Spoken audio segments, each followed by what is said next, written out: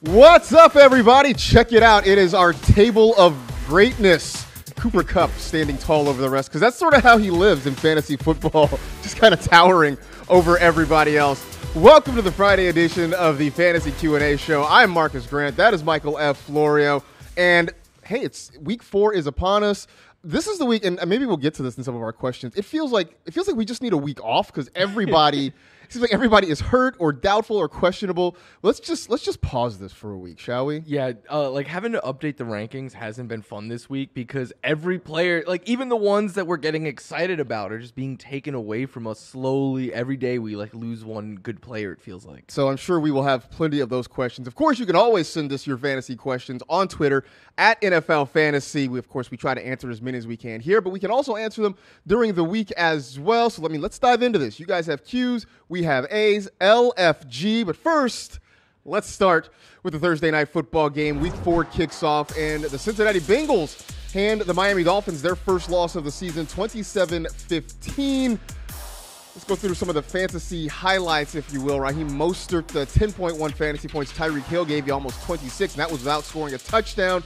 Joe Burrow, a little over 20 fantasy points. Joe Mixon got you 17, his first touchdown of the year. And T. Higgins, a big day, 25.4 fantasy points. Of course, you see at the top, Tua Tagovailoa leaving the game in the second quarter after taking a scary hit. Head and neck issues were the report. The good news is that he did have feeling in all of his extremities after he left the game and was taken to a hospital. So first and foremost, just the best wishes for Tua, hopefully for a speedy recovery. I know right now football is definitely very secondary for him, but we just hope that he's able to make a recovery and get back to actually just life before we even worry about any football things. But let's talk about some of the guys we saw on that board in terms of performances. What was the thing that stood out to you from last night? Tyreek Hill, I was one of the people who was saying coming into this year, I don't know if there's enough volume for Hill and Waddle, and I had Hill ranked as my wide receiver 9 or 10. Yeah, that was a mistake. This guy is still a top 5 wide receiver like he has been his entire NFL career. 477 yards through 4 games. That's a weekly average of just under 120 per game, and he's on pace to be the first receiver ever to get 2,000 yards in a single season. And he's doing this without Patrick Mahomes. I know Mahomes is great, but maybe we underestimated the greatness that is Tyreek Hill, I think maybe we did, especially when you see the Chiefs passing game sort of struggling right now. Maybe Tyreek Hill meant more to that passing game than we absolutely realized. And look, it's always sort of awkward to do this transition, but it looks like we're not going to see Tua for the foreseeable future. Teddy Bridgewater stepped in last night and very nearly brought the Dolphins back in that football game. Do we feel the same about Tyreek Hill with Teddy Bridgewater? And do we feel the same about Jalen Waddle with Teddy Bridgewater? Can he support both guys? See, I think Tua could support both of them, especially with the funneled attack they were having, both guys getting over 30% of the targets coming into last night.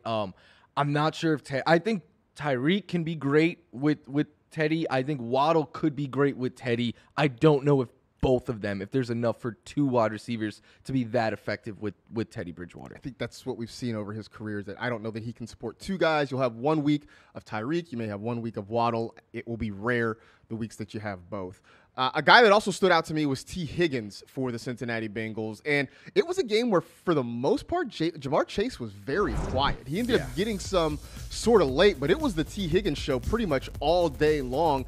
You see that 5th career game with more than 100 receiving yards and 1 or more touchdowns. And this is a couple weeks in a row now that T. Higgins sort of has been the receiver of choice for Joe Burrow. I'd love to go back and sort of watch this from a wider angle and see what the Dolphins were doing to sort of take Jamar Chase out of it. Like I said, he ended up getting some later in the game, ended up with over 80 yards, but was very quiet for most of the day. So I'm wondering if maybe we're seeing more attention paid to Jamar Chase. Look, I know we love T. Higgins. That was never in question, but maybe we should have had Chase and Higgins a little bit closer in our rankings. I'm starting to wonder about that now. Yeah, it looks like it. Jamar Chase's metrics are close to what they were last year, but T. Higgins is just Chase is like that long ball guy who is gonna have monster weeks, but T. Higgins is just like that consistent every single week, I think. And I know a buddy of yours, Dwayne McFarland, posted this on Twitter this morning. Since they've both been in the NFL, the routes that they've been on the field at the same time, T. Higgins actually has been the more productive receiver of the two. I did see someone tweeting, hey, look, they're finally getting their best receiver involved, talking about T. Higgins. I think it was tongue-in-cheek, but it's sort of hard to tell after the last couple of weeks. So two very good offenses, though, and very much looking to see what happens for them going forward the rest of the season. All right, let's get to some of your questions right now. Of course, you can always send them to us at NFL Fantasy on Twitter. This one coming from Joe asking Juju or Romeo Dobbs. And this would have been a wild question to ask at the beginning of the season, but this is a legitimate discussion right now. Yeah, Juju's going down right now. Dobbs is going up, but I'm going to still go with Juju, partly because of the matchup against the Patriots for the Packers scares me. Bill Belichick, throughout, and the few times they've met with him and Aaron Rodgers, has held him in check. Juju is coming off of his best game, I would say, as a Chief, what he did in Week 3. It hasn't been what I wanted it to be. I'm still a little bit hopeful that it gets better, but I've kind of changed my opinion of him to make Juju just a wide receiver 3 kind of moving forward. That's the thing. I think I was hoping that he'd be a wide receiver 2, but I don't know that that's going to be the case. I still think I'm going with Juju here just because I think I believe in the Chiefs offense a little bit more than I believe in the Packers. But when you look at it, there's a lot of similarities in that. It's time for Game Changers presented by Visa. Anyone can change the game. And along those lines, we got a couple of sleepers for you for Week 4, guys that could potentially change your fortunes in your fantasy roster. So for you, who is a guy we should not be sleeping on this week? This is going a little bit deeper, but I think George Pickens is in play this week as a sleeper. Pickens has been involved a lot in the Steelers offense early on. He's been playing over three quarters of the percent of snaps early on this season. He saw 7 targets last week. What I like is that his usage has increased as the season has gone on, and I'm thinking with like this mini bye that they're coming off of, having played last week on Thursday, hopefully Pickens is more familiarized with this offense and just more comfortable there. And it's a good matchup against the Jets. I'm thinking the rookie could have his breakout game this week. From your lips to the fantasy god's ears, because one of my teams that is in a bad way early on in the season, I am starting him, and I am really having my fingers crossed and hoping for the best. My sleeper this week is Gino Smith, and I feel like we've talked about him a lot on all of our shows, whether it's this or the Fantasy Football Show or Fantasy Live, because the matchup is really good, first of all, against the Lions. The Lions are scoring a ton of points, but also giving up a lot of yards and a lot of points defensively. I also like the fact that the Seahawks were a lot more up-tempo last week. It's a thing that Pete Carroll promised, but sometimes Pete Carroll promises things that never really materialize. This seems to be a thing.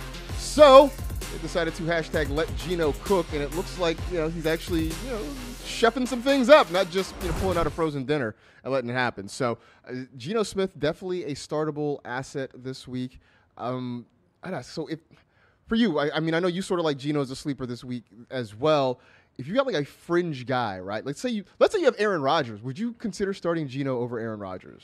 I have Aaron Rodgers ranked higher, but I don't think it's crazy to make that swap. Like, I would throw Brissett and Mariota as two. Like, I think this is a good week for streaming quarterbacks. It really is a good week. There are a lot of good quarterbacks with bad matchups. There are a lot of quarterbacks we thought would be good who have been struggling so far this season. All right, let's get back to some more of your questions. We will start with Sia, or Saya. I hope I'm sure I've probably butchered that, and I apologize.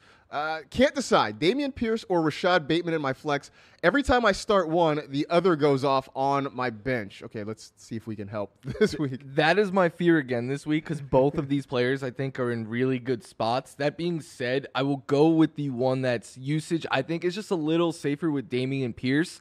60% of the snaps last week, 20 carries, 2 targets, and then it's just a good matchup against a banged-up Chargers defense that is going to be without Nick Bosa, and they were already struggling mightily against the run, and that's after they were struggling mightily against the run all last season. So I think this is just a defense that you can run the ball on. But that being said, I would be very scared benching Rashad Bateman as well.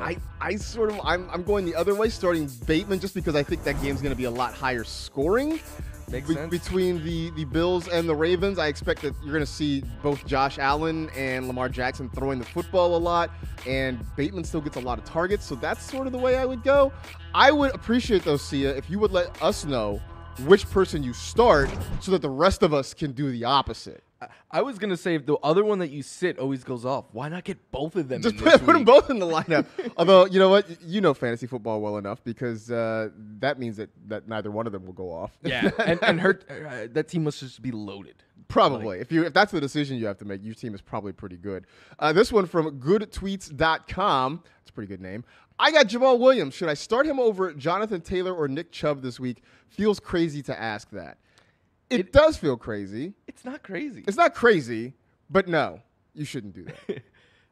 I agree with you. I have all three in my top 11 ranked running backs, but Jamal Williams happens to be 11, and the other guys are both in the top 5. Yeah, I mean, I don't think it's a crazy question to ask. Jamal Williams is playing well. I look for a huge workload this week against Seattle because DeAndre Swift, I don't know if he's officially out, but he looks very unlikely for him to play. So I think a big week's coming, but I would not start him over Jonathan Taylor or Nick Chubb. So appreciate you asking, though. I don't think that was completely ridiculous.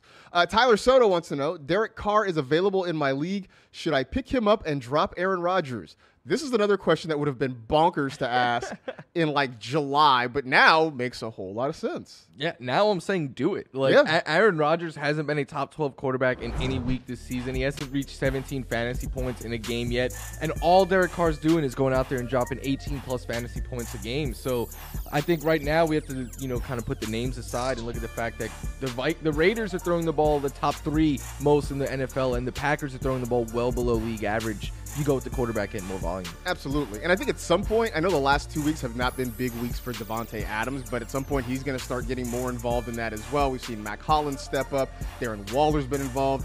Hunter Renfrow will come back eventually.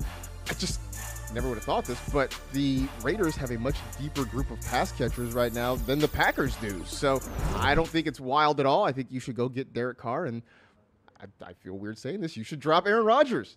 I don't know that I've ever said that in my fantasy football analysis career. You should drop Aaron Rodgers. Probably only if you ever had like a season-ending injury. That's probably about it. Yeah, then you're like, hey, he's out for the year. You should probably drop Aaron Rodgers, but not when he's actually healthy and playing well. All right. We got plenty more to talk about. Still one more segment left in this show. We will preview the Monday Night Football game between the Rams and the 49ers, plus some more of your rapid-fire questions. Stay tuned for that on the Fantasy Q&A show.